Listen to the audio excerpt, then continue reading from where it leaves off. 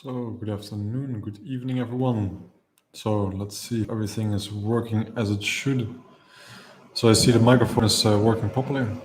That's good to see. So, today's subject is going to be about time. Well, so basically, we're going to be talking about time and purpose. And so, like, why are we going to talk about these things? Well, I mean, this podcast or this live stream is mostly focused on like whatever we can influence versus what we cannot influence, and so therefore we have to surrender or let go of.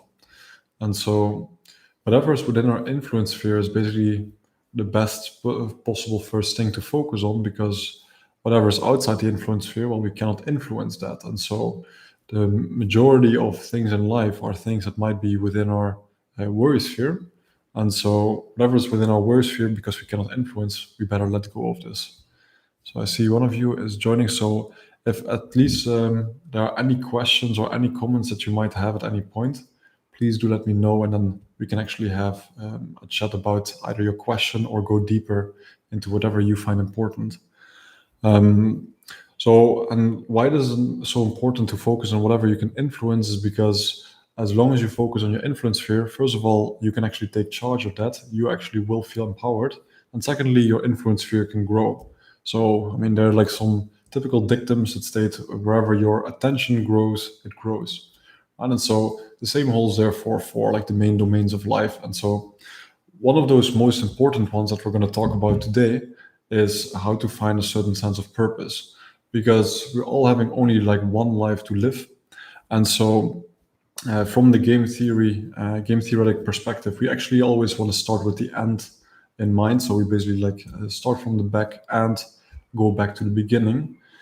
And so starting with the end in mind, you basically want to see how people look back at the end of their lives, on their lives. And so what we see is that the majority of people have a certain set of regrets on the things they didn't do, and more often than the things they did do, which is already like a very like important primer to actually take action on things that are important to you.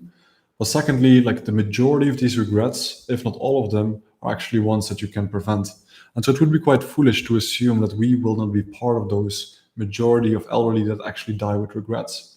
And so some of the most commonly held regrets are: I didn't live according to my own expectations, but those of others. I didn't allow myself to be so happy. I worked too much. Like very seldomly you will ever hear a person say, I wish I made a bit more money, right? And so, or that I worked a little bit more. Like very often it's those things we actually deep down feel that we should pay attention to, but very often crowd out by the noise, by our environment. And so therefore crafting a life that is basically meeting our specific needs and our own individual values and priorities is absolutely important. And these are obviously like very difficult questions that you then have to pose yourself, right? Like, what are your main values? What are your main priorities? So, what are like your fears, your main obstacles, etc.? And so, for that, I actually also created a workbook, a manual. So, if you want, I can share this manual with you. I don't mind uploading this for free, because I think actually the benefits of this manual are so important that it actually outweighs any kind of financial gain on my side. Also, a big part of that is actually getting to know yourself as if you don't know who you are. And because very often we also state that we like certain things or that we find certain things very important, but very often we also see whatever we say is important to us might be different than the way we act. Right? And so throughout your life, you also will notice more and more that are like enacted truths. So the truth that we actually embody in action is quite different than the truth that we tend to speak out. And so very often like the enacted truth is more important because that's actually the one that you act out, right? And so, but still you can always ask yourself, like, what are those important values? What are those important priorities? And so this manual will actually guide you through a lot of those very annoying and complex questions. And so in the beginning, it might be very difficult to pinpoint exactly what your answers might be. But through time, you will actually see that you will come back to certain values and priorities more often than others. And so actually getting to know yourself takes a bit of time, right? And so like for those who have actually seen the overview, like the subdivision of health that we've seen in our class, you actually know that spiritual health was one of those main components of health. So I can also share this overview in the description down below. And so spiritual hell is exactly what we feel over the course of weeks, months, and years. And so it's not something that we feel on a day-to-day basis. And so we also don't have to answer these questions on a day-to-day basis, but we kind of know we have to answer them at some point in our lives. But otherwise, you might run the risk of being just a side character in someone else's story instead of being the main character of your own story. And so there's also why people tend to run into a burnout, potential depression, into a midlife crisis, because they actually wonder, like, is this really it? Because they weren't really careful about crafting a life that was actually meeting their deep values and their deep purpose. And so this question is actually like more relevant now than ever, especially for the young student generation, because you're actually given like a great amount of like opportunities and choices, and so navigating that complexity or that overload of choices can be quite overwhelming, right? So like we can actually reflect on a few like traits that we have in our current society that are quite hard or quite important to take into account. And one, therefore, is the overload of information, the overload of choices.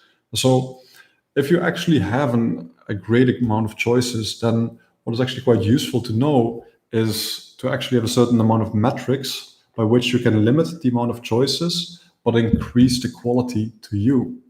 And so, like one of those concepts that is also like worked out well in the manual that you might have heard of is Ikigai. This is like a Japanese concept for reason for being. And so that is basically to have like a worthwhile life or life worth living. And so they basically show like 4 different domains.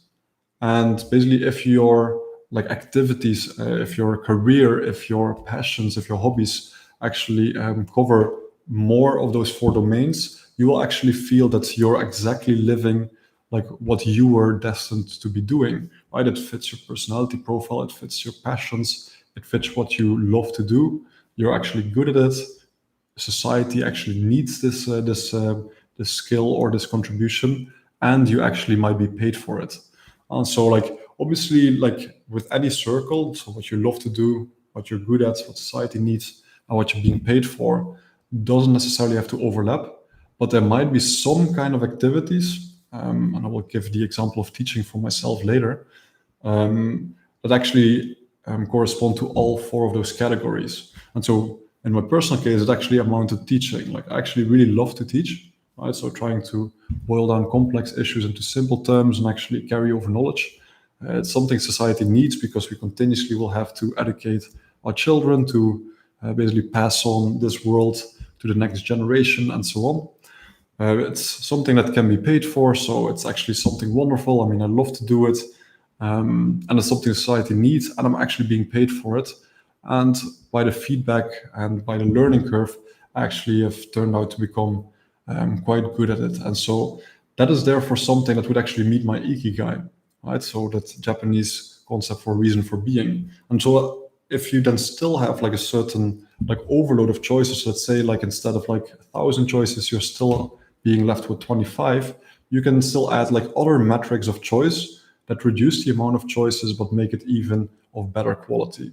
Right? So for example, if it fits your personality profile, if it fits your values, if it fits your priorities, if it fits your talents from your youth, if it uses certain micro traumas, so you actually give your micro trauma some purpose as well, that tend to be important metrics for choosing like your activities or your professional career for as well. Right, so, and therefore, coming back to the manual, so this manual basically covers around 60, 70 different exercises that actually pose you a lot of questions to get to know yourself. And so by doing so, you actually know how to strategically position yourself in a way that feels very natural to you. Right? And so then those kind of activities will actually help you like feel that you are actually walking in your own shoes and living like a life that was destined for you. Right? And so this is actually quite important to realize that this is actually also an individual journey, right? Like no one can actually define your metrics of success. So this is also something that you have to take charge of. And unfortunately, we don't really facilitate this process in high school and university at all. But like it's also something that our education system hasn't been fully prepped for yet, because we continuously looked at the average and trying to get everyone to the average. But so at the same time, like your unique individuality wasn't properly like used in our education system nor fostered. And so we kind of assume that this is something that you do on the side and that you actually find out by yourself. But obviously, like these kind of issues change along every generation, right? So, for example, our parents had to rebuild the world after the world wars. And we, for example, get to solve the problem of climate change, as well as the information overload, stress, burnout, depression, traumas. The whole domain of emotional health has only come up in the last 10 years. And so, therefore, having like some attention to this in our education system is quite useful.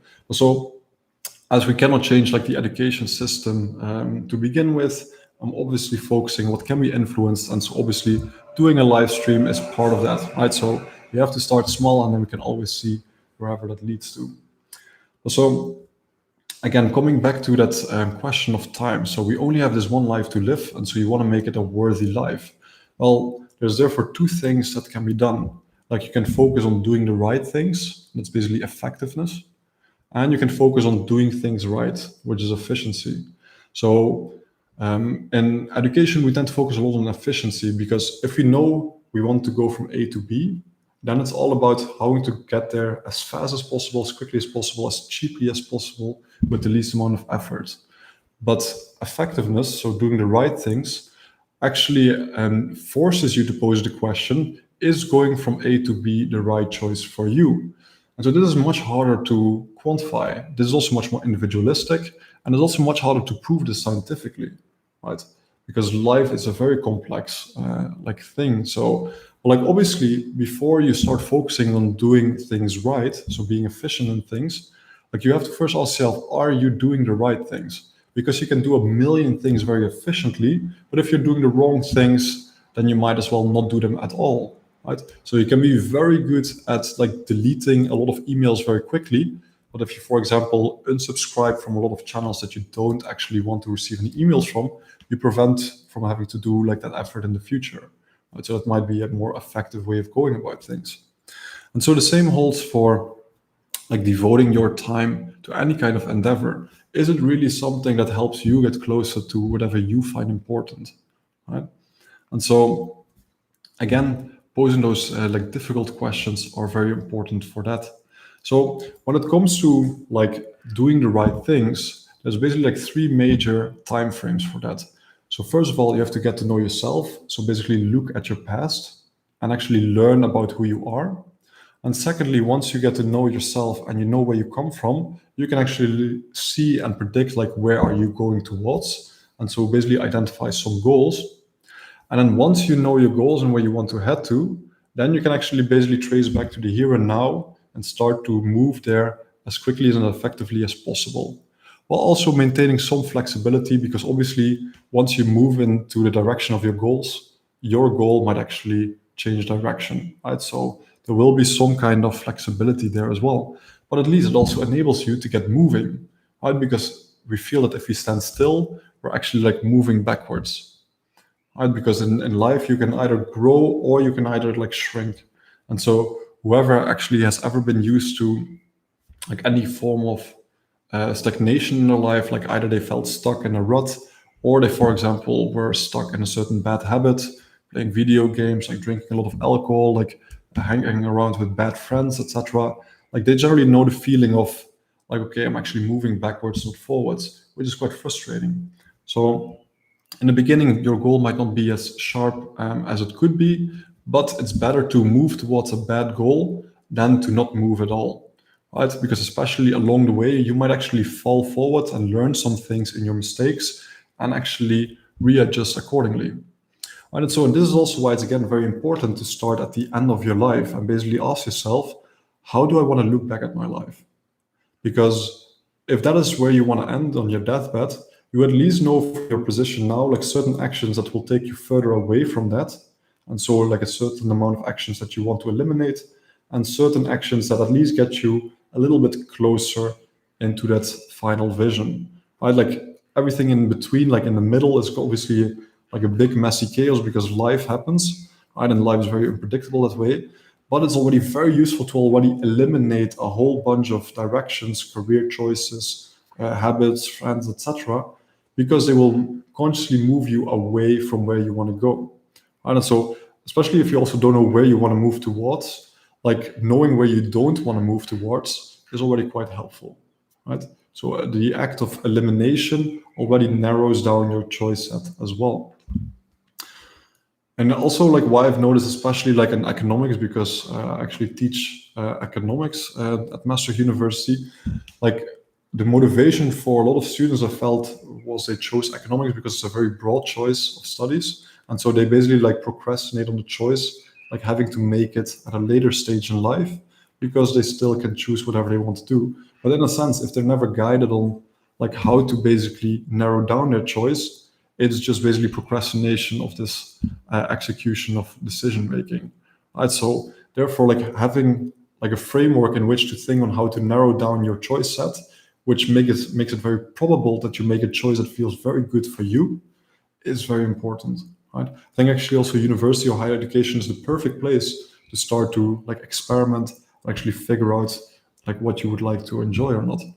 And so a second aspect to that, like next to like thinking about where you want to go towards, like it only brings you so far, right? I mean, you can think about something for a very long time, but if you never try anything, you also actually also don't know how you will experience the choice itself, right? So, as an example, if you ever only tried fries and pizza, how can you know what your favorite food is? Because you only ever tried two different foods, right? So it's also about trying a lot of different things, especially that make you emotional, right? So if you think about something, and especially like the negative emotions, if you think about what really moves you, if you do something with that in that direction that makes you move, well, obviously it does something to you and it actually makes you feel alive. Whether it's like with a positive emotion or, for example, a negative emotion, like feeling that you want to fight injustice or feeling that you want to fight this ecological problem, well, then obviously there's a bigger chance that it will fuel that fire deep down inside.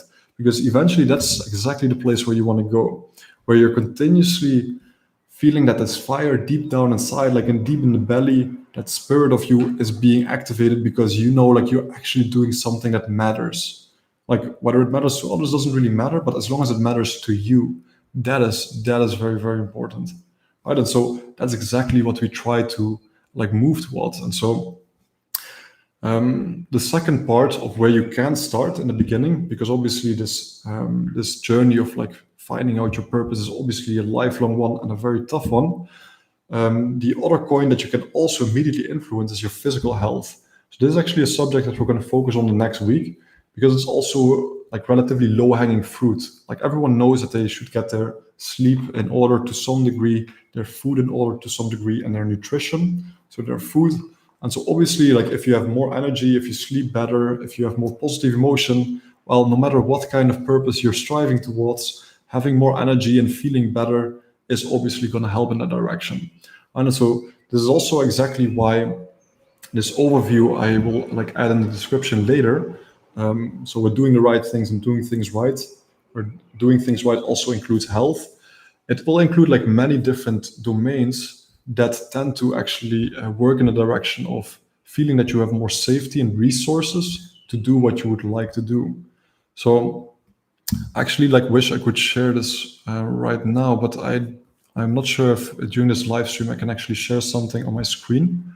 So if you actually, by the way, have any feedback on that, please also do let me know.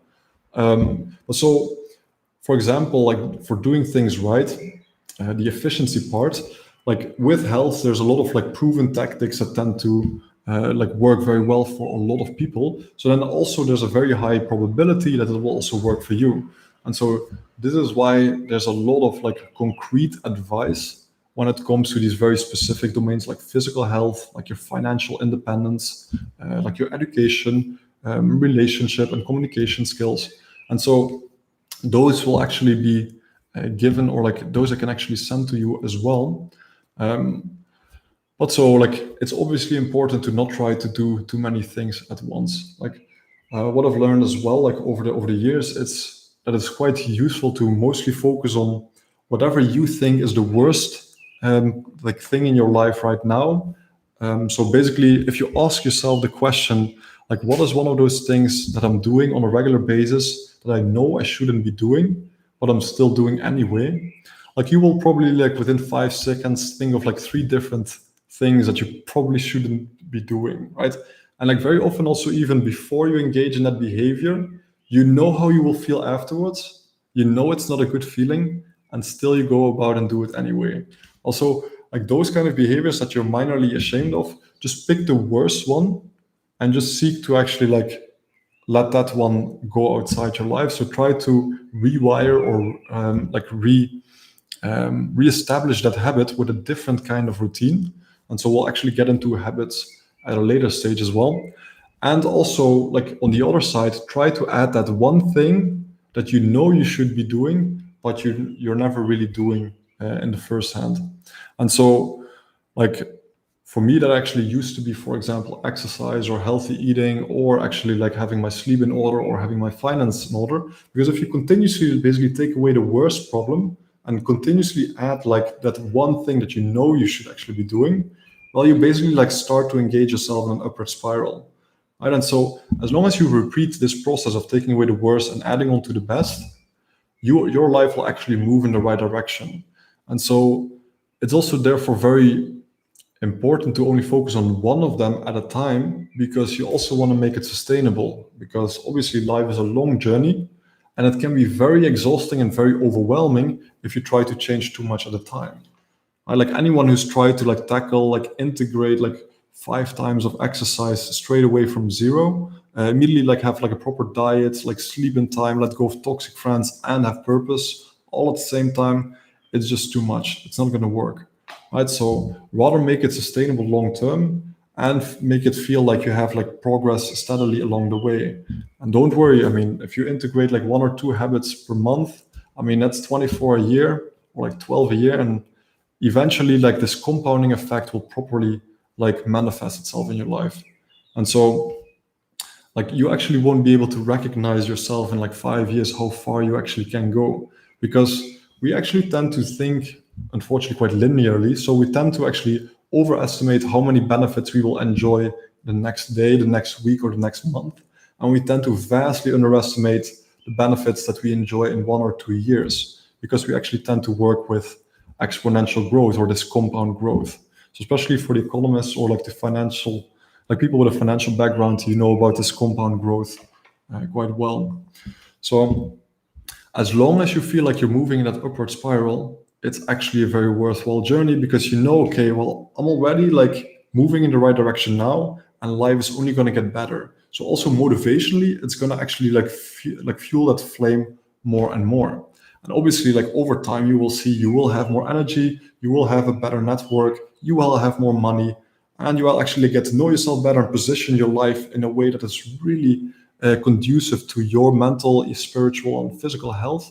Well, it's obviously like very promising and very well, especially like experientially. I can tell you, it's like the most wonderful journey you can actually embark on, because that's not only like the journey inward, but it's also like seeing your journey inward and like that progress manifest in your immediate and in your immediate environment. And that is obviously something that is quite beautiful to experience, because it's kind of hard to predict how life will look like when you're really starting to walk inside your own shoes, and when you really feel that your life is going in a direction where you feel that your unique personality, talents, background is fully integrated in that direction. Anyway, like I just want to check in. Are there any like comments or questions that you have up to this point? Because I haven't seen any questions or so in the chat just yet.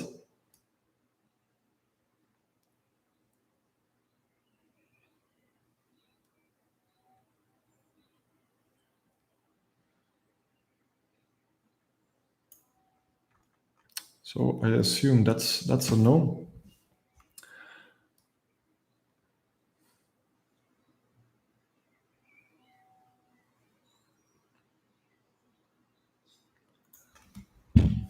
Alrighty, so like when it comes about like getting to know yourself, it's basically about more like a process of rediscovery than actually trying to invent yourself entirely.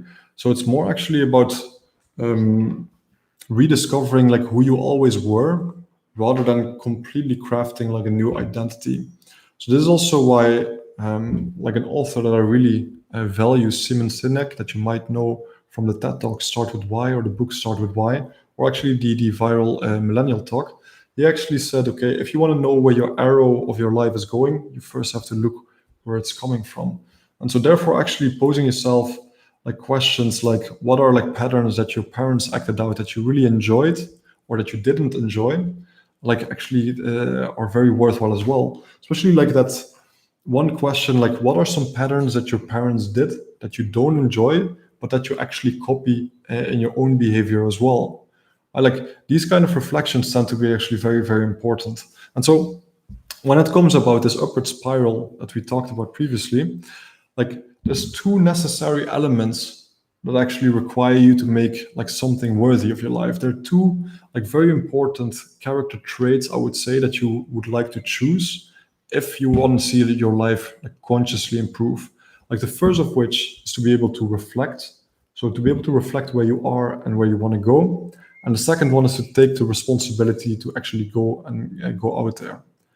Right? Because if you don't take responsibility, well, then life will basically like bounce you around because you're basically a victim to whatever life throws at you. The only problem with being a victim is that you actually are powerless, right?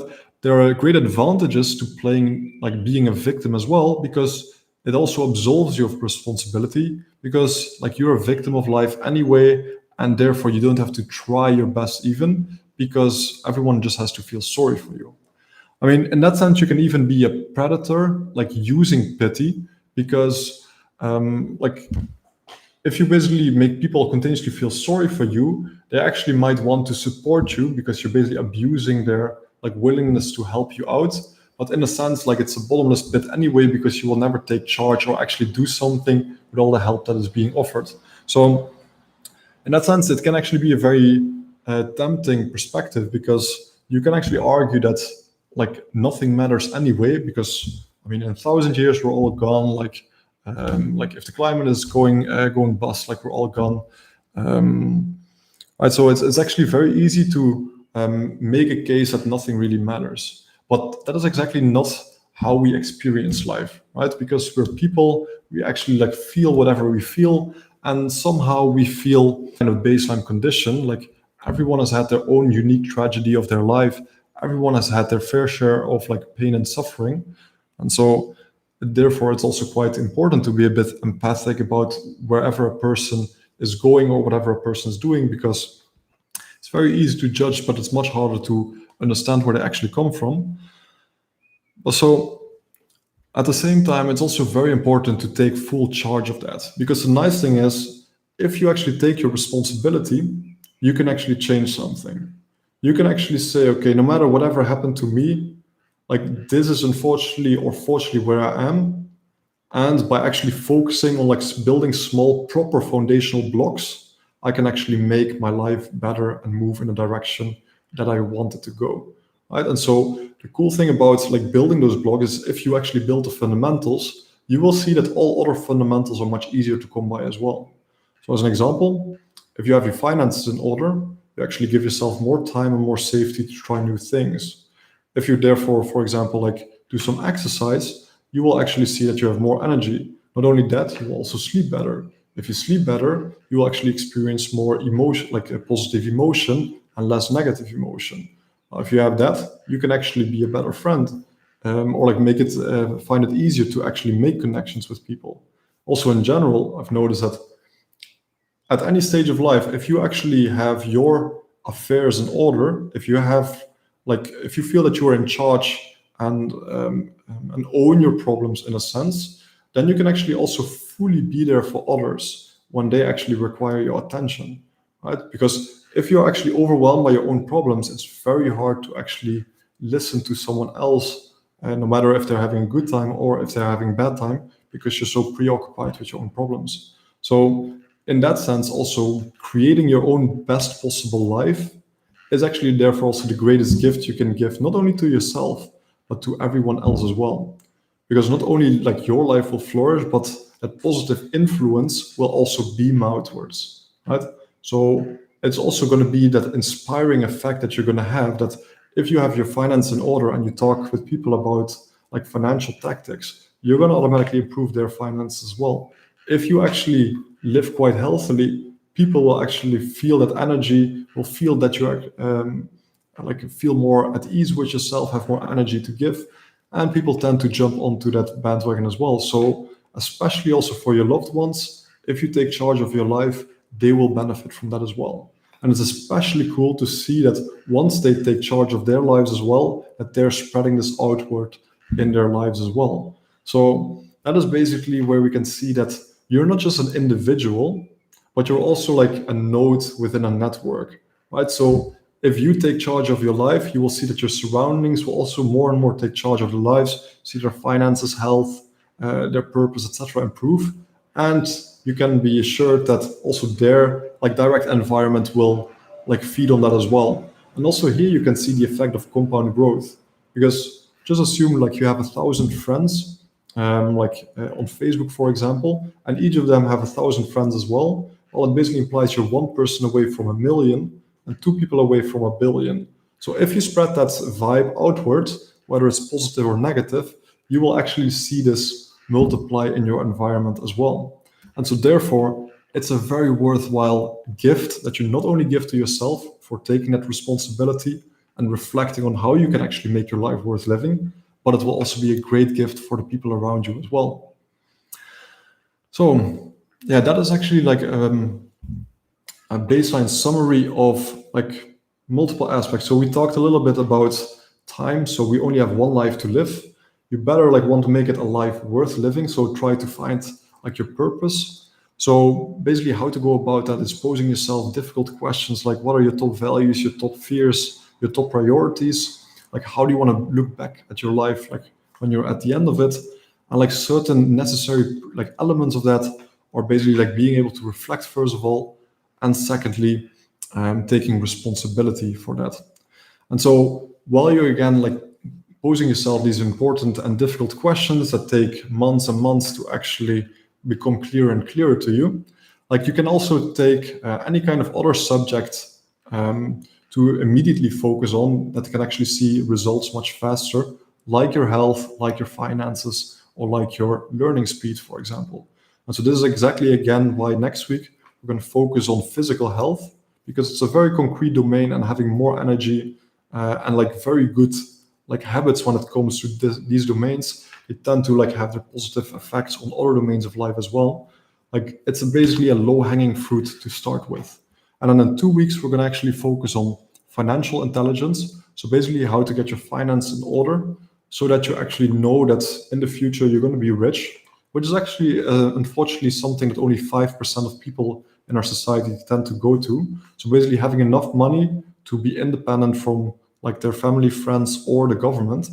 And so we actually will see that also, especially when it comes to finances, it's much more behavioral than it's about knowledge. Although having like a necessary central core of knowledge is going to be very useful, especially if you know that if you're living by those central pieces of knowledge, that you're going to end up rich. It's obviously going to like fuel that motivation and fire even more so, making it easier to also make short-term sacrifices.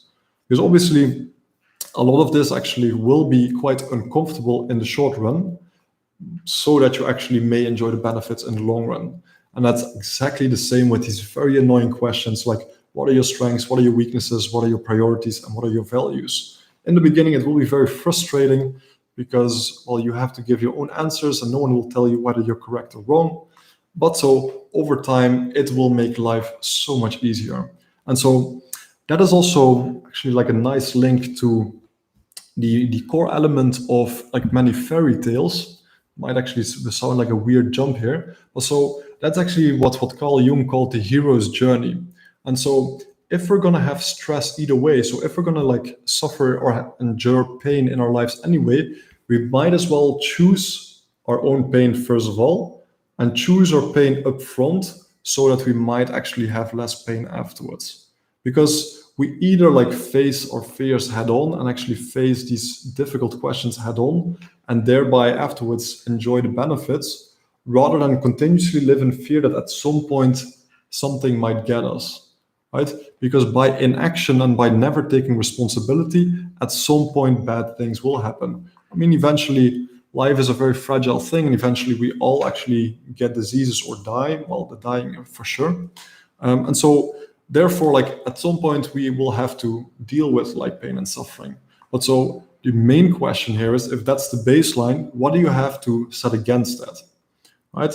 Because if you don't set anything against that, and then especially not in a conscious manner, it's all just suffering, right? And so, especially when you don't have any like obvious purpose, and I think especially in a rich society, this is actually much more prevalent because if your parents never actually suffered through a Holocaust, if your brother wasn't killed by drunk driving, if like a family member of you or you weren't raped or had any like very traumatic experience that you can use as a purpose then, right, to help others to not experience that, like that is generally a very like strong form of purpose that people can give themselves. Also in wealthy societies, if your siblings are healthy, if your parents are healthy, if you didn't really experience any traumatic events, it's much harder to kind of shape your own purpose, especially if you never had any guidance with that. And then it's actually much easier to fall in the trap of nihilism and being depressed because you can actually enjoy your life and have like some small comforts like going out to party,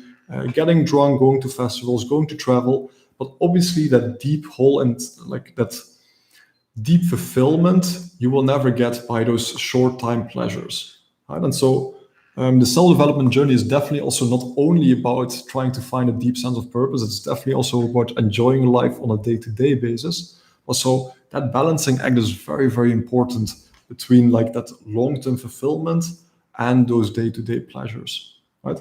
This is actually also one of the main common pitfalls of the self-development sphere. It's basically like everything has to be only productivity oriented, and you're not allowed to enjoy yourself basically anymore because any like extra time that you save must be spent on more productivity. Well, that's actually one of the most common pitfalls of self-development. So if that actually resonated with you, like please do let me know, because I actually suffered from that one for quite a while. And especially if you're quite ambitious, you might also recognize this, that if you do something that you know isn't so constructive for you or for your well-being in the long term, you might actually like crack out the whip and actually be very, very strict with yourself, and basically beating yourself down for doing something that you know isn't the healthiest thing to do. But so obviously that's a very harsh way of being against yourself, right?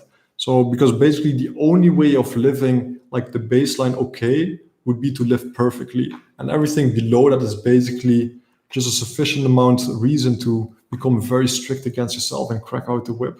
Well, it's obviously like a way of living that is quite empty of self-love and self-compassion. And especially when we've had a very terrible day or when we have a tough time, or even sometimes just for the sake of it, we are allowed to just have some fun and enjoy ourselves.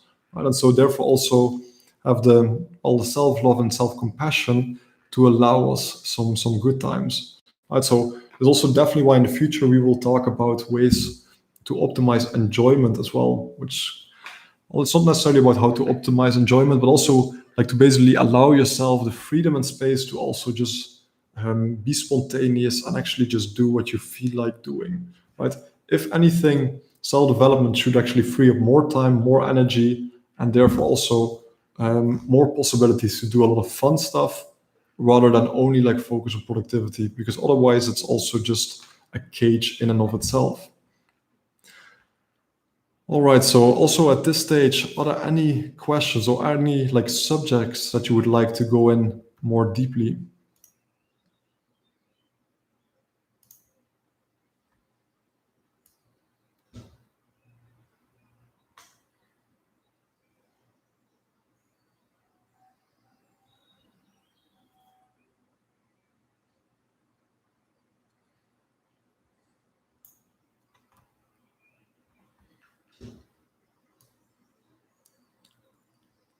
So also here, like any kind of question, any kind of comment, any subject that resonated with you, like please do let me know.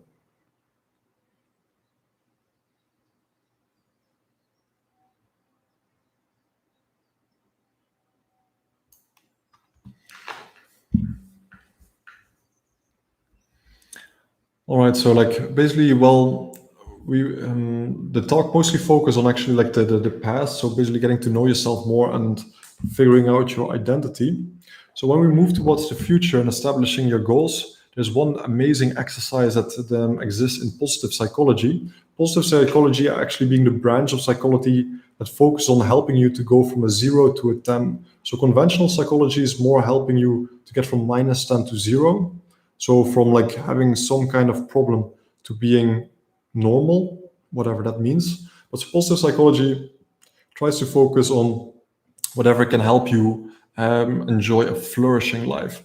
Also, there's one like really cool exercise in positive psychology called the best possible self, and it actually invites you to write down like your best possible life for 15 minutes. So for those 15 minutes, you're not allowed to basically stop writing. And so on the domain of, for example, relationships, career, and also private life, you basically have to write out what your most beautiful life would look like. So, in a sense, you can also write your worst possible self. So, basically, what would happen if you let your bad habits and your bad behaviors fully flourish for the next 50 years as well? How would that look like? I mean, this is basically a way to actually want to stay away from that scenario and move more in the scenario of your best possible self. But it's a very nice way to actually prime yourself, already like visualize in what direction you would like to go. And so, because it's your unique dream, well, you get to craft it entirely yourself. And so, the cool thing is, once you also have a certain visual of that, any kind of action or connection or opportunity that will help you move a little bit in that direction, you all of a sudden now see. Because there's a very cool thing in your brain, there's a filter at the stem of your brain called the reticular activating system.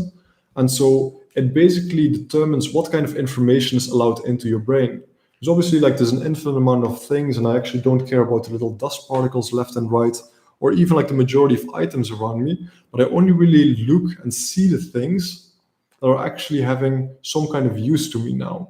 And so if you basically craft or like make a visual representation or a written down version of what your most beautiful life would look like, you have now actually stated to that filter, like these are the things I want to look for. Because this filter actually also works in that sense that if you think that you're worthless, your filter will actually will try its utter best to find evidence for the fact that you are indeed worthless. But if you, for example, think like I can actually do that, then your that filter again will look only for evidence to see in fact that you can actually do that. Right. So this is exactly also where like gratitude journaling like works at, or visualization or affirmations. They actually work on that filter. Because for example, if you've ever tried gratitude journaling, you might have experienced like after doing this for a couple of days that during like the day, if you experience something that actually stands out, you really think, oh, I can write this later in my gratitude journal. Right? And so this is exactly how you're kind of reprogramming yourself. And so this best possible self exercise exactly does that as well. It kind of gives you a new lens to look at the world. And so by finding any kind of piece of information or opportunities or people talking about subjects that help you get closer to your best possible self, well, you will now finally see and observe that and actually be able to take action on those matters. And so once you then also know where you would like to go to and you know where you're coming from, then it's mostly about execution.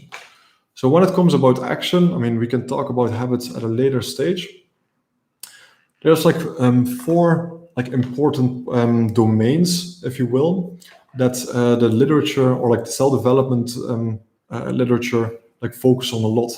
Like one is actually the core element of Stoicism. It's actually also like the core element of Alcoholics Anonymous for the Serenity Prayer for whoever knows that. So it's basically like trying to focus on what you can influence versus what you cannot influence. And so basically with the circle of worry, so whatever you cannot influence, that's mostly a process of letting go. Letting go is something that is very, very difficult because there's a lot of like very annoying and unjust or very shitty things in life that we just cannot influence.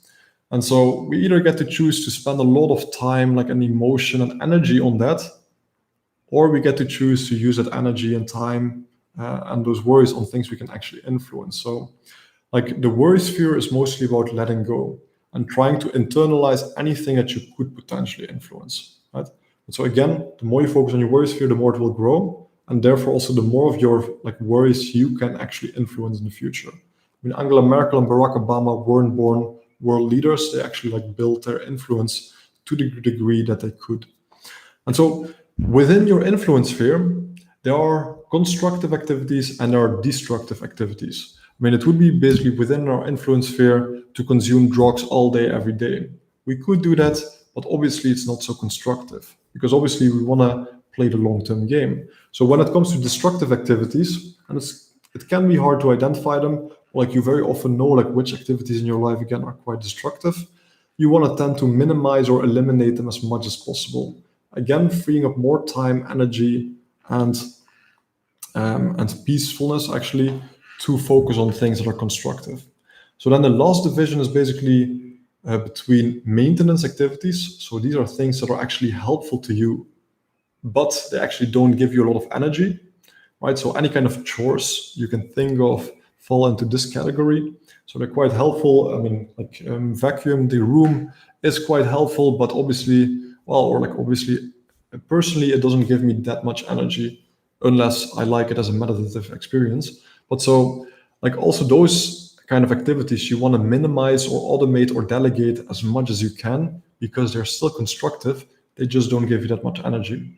And then the last category is basically the category where you want to use all your time, your energy, your effort to basically see that grow, which is basically fulfilling activities. So these are activities that make you like feel fulfilled, that are helpful to you, and actually see your energy, your time, your purpose, etc., grow in your life.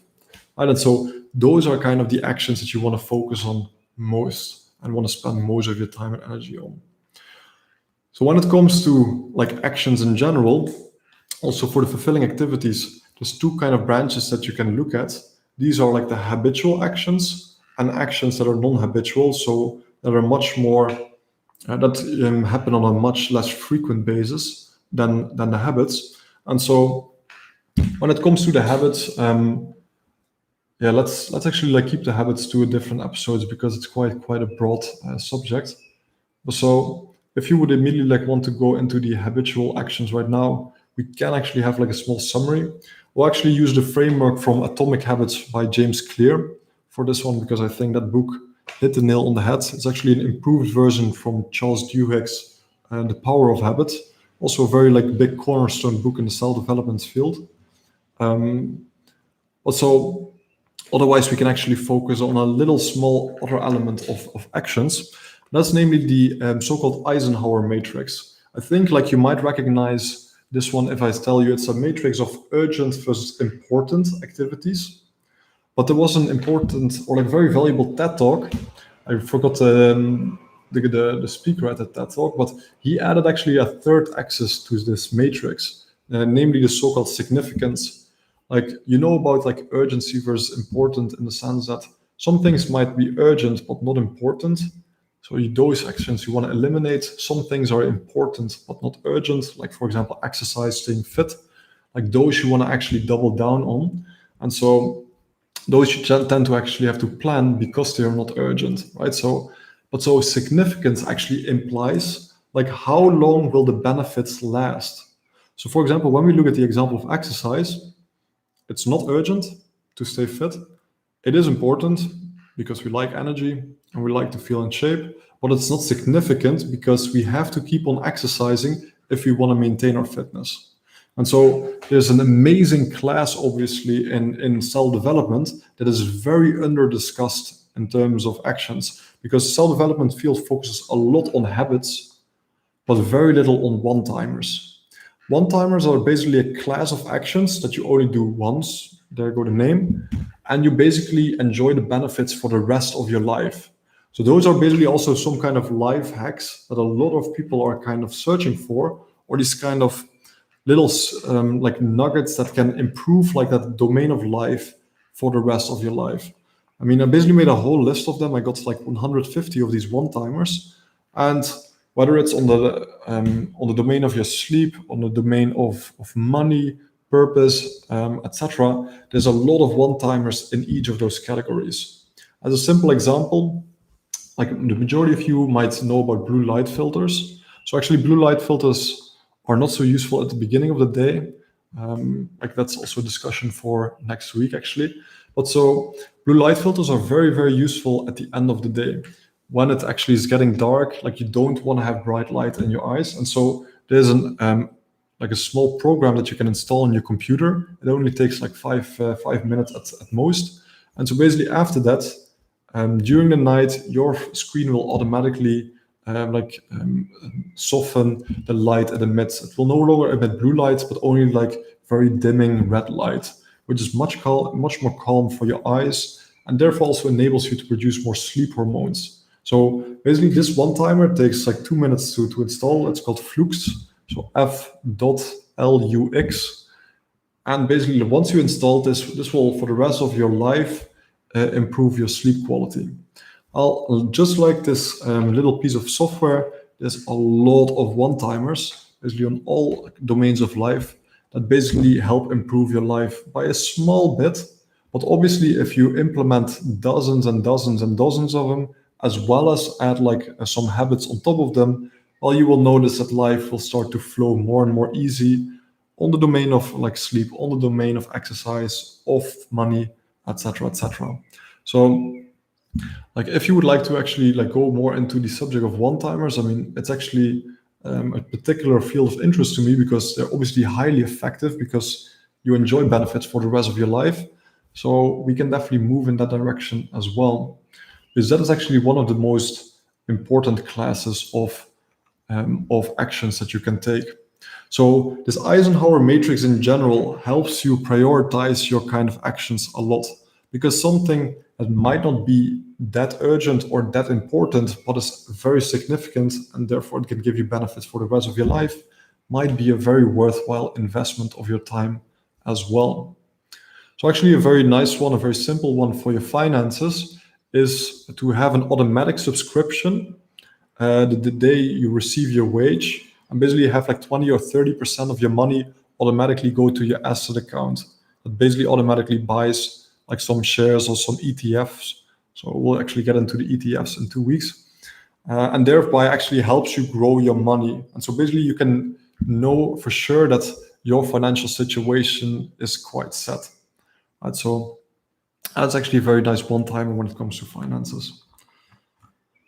Anyway, I've been speaking for close to 55 minutes. I just want to ask again, like, are there any questions or any struggles that you're facing, especially when it comes to making like choices that are aligning with what you would like to live in your life, like especially when it comes to finding purpose in life? Like, are there any questions or are there any pointers that you have, any feedback that you have?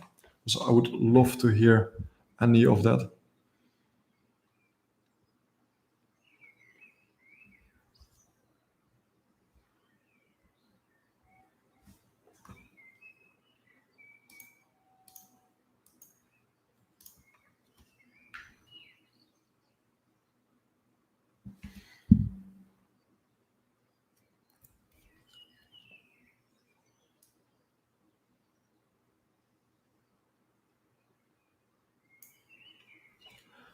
Also, in any case, I don't see that there are any questions or comments or any feedback. So, if you would like to have this manual on trying to guide you on the path of your purpose, like for those that already have my email or phone number or etc., just send me a message. I will send you this manual. For those who don't, you can always send me a PM or like a message via YouTube itself, and I will make sure that this manual comes to you as well.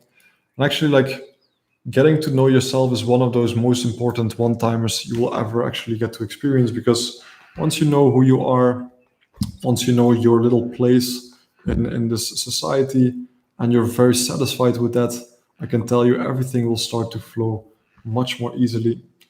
Actually, like the most wonderful thing I've ever experienced in the last 8 years when it comes to this whole self development journey is a strong sense of internal validation and internal peace. Because I feel a lot of people are actually continuously in search for validation, but it seems like we're often looking in the wrong way or in the wrong place, because it feels like a lot of people are trying to seek it externally, whether it's by going on adventures or having other people validate them. And so when I went on a 10-day silent meditation retreat, for the first time in a very, very long time, I basically like cut out all external noise. And so in the beginning, my body and brain didn't like that at all. So it's actually started to throw up like my worst childhood memories, some micro traumas, and trying to get me into a reactive mode again. But once actually I was able to let go of that, I mean, it felt like that external validation was no longer necessary because, first of all, it's internal, and ironically, you don't have to find it. In a sense, it's always already been there. I just kind of forgot how to feel it. And so, having experienced that was the most wonderful gift I actually ever gave myself. Because after that, yeah, life just felt much more natural and at ease because I felt I'm walking in my own shoes and I'm basically doing whatever I can with the abilities that I can and with whatever I would like to contribute. And so, like, that has been a very, very satisfying journey. And so, I can therefore highly recommend like the journey inwards because it's basically the most wonderful journey that you're gonna walk because like you know that you're gonna be with yourself for the rest of your life. And so, if you actually feel like you're walking inside your own shoes and you're exactly being who you were meant to be, it's a very comforting feeling, and it makes just life so much easier, more bearable.